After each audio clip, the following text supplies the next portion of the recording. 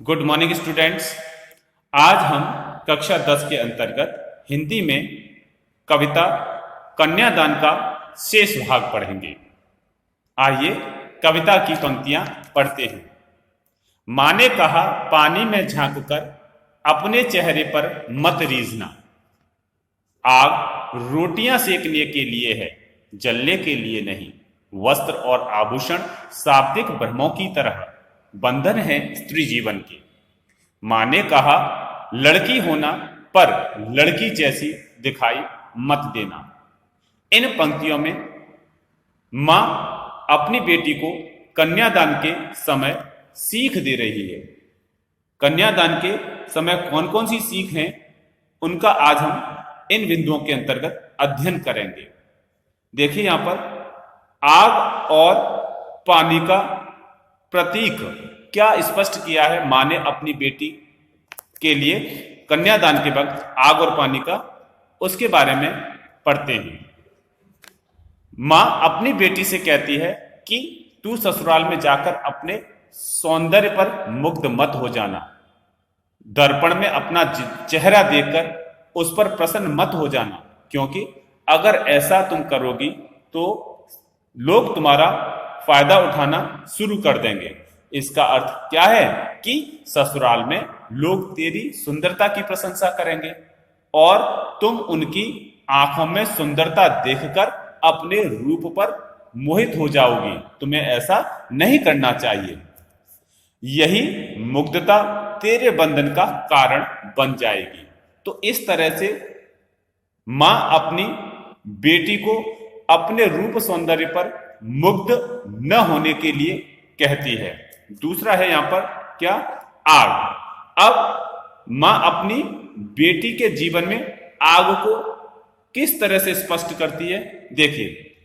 मां अपनी बेटी से क्या कहती है, आग रोटियां सेकने के लिए है, जलने के लिए नहीं। मां अपनी बेटी से कहती है कि आग का प्रयोग तुम अपने जीवन में केवल रोटियां सेकने के लिए करना, मरने के लिए नहीं। यहां पर इस बात को भी स्पष्ट किया गया है कि ससुराल पक्ष की तरफ से जब लड़की को प्रताड़ित किया जाता है तो लड़की अपना आग में अपना आत्मदाह कर लेती है। तो ऐसा तुम्हें नहीं करना चाहिए।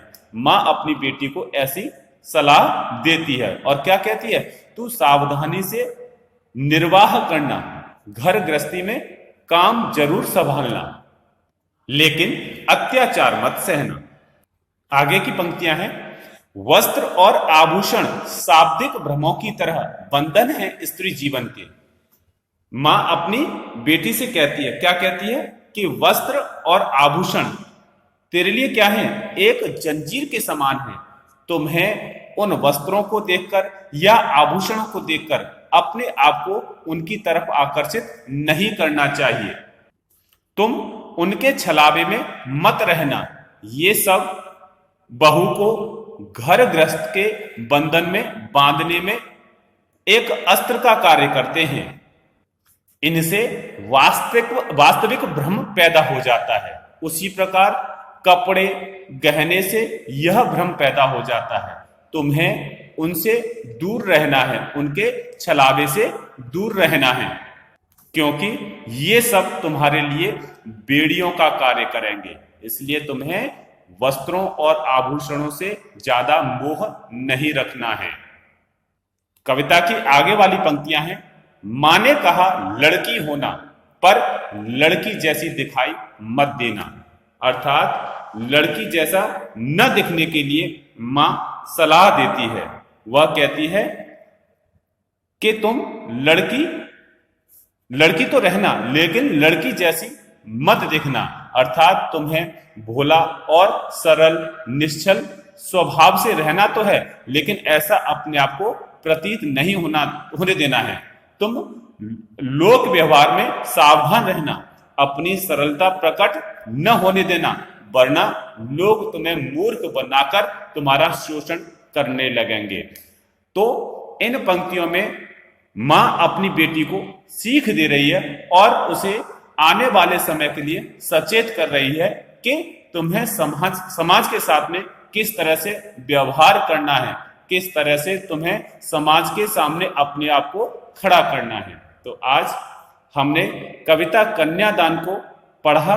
मैं समझता हूं यह कविता पूरी तरह से आपकी समझ आ गई होगी।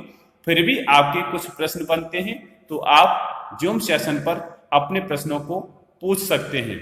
इस कविता के प्रश्न उत्तरों को पीडीएफ के माध्यम से आपके पास भेजा जा रहा है। आप उन प्रश्नों को अपनी उत्तर पुस्तिका में लिखेंगे। धन्यवाद।